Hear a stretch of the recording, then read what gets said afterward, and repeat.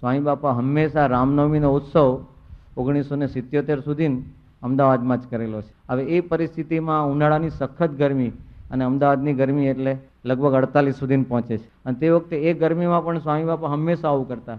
સ્વામી અમદાવાદમાં બધે પધરામણી કરીને આખો દિવસ થાક્યા હોય. રામનવમીનો ઉત્સવ હોય એટલે 10 ને 10 આરતી થાય એટલે 12 તો સહેજે વાગી જાય. પછી અમે પૂછ્યું કે સ્વામી તમને ઊંઘ આવે છે? સાહેબ કે આમ ઊંઘ આવી જાય પણ અમદાવાદમાં જરાક ગરમી હોય ને ત્યારે ઊંઘ ના આવે કે. એટલે વિચાર કરીએ કે આખી રાત સ્વામીને ઊંઘ ના આવે, પછી બીજે દિવસ તો પાછું એમનું વિચરણ એનું જ ચાલુ રહે.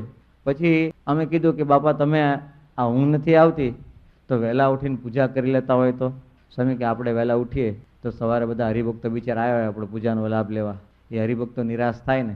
વિચાર કરીએ સ્વામીની કેટલી ઉદાત્ત ભાવના છે કે હરિભક્તો નિરાશ ન થાય એના માટે એમને સખત ઉપવાસ લાગેલો હોય છે. આખી રાત ઊંઘ નથી આવતી હોતી છતાં પણ એ પોતાના નિયત સમયે જ પૂજા કરે છે. For full Katha, visit our channel.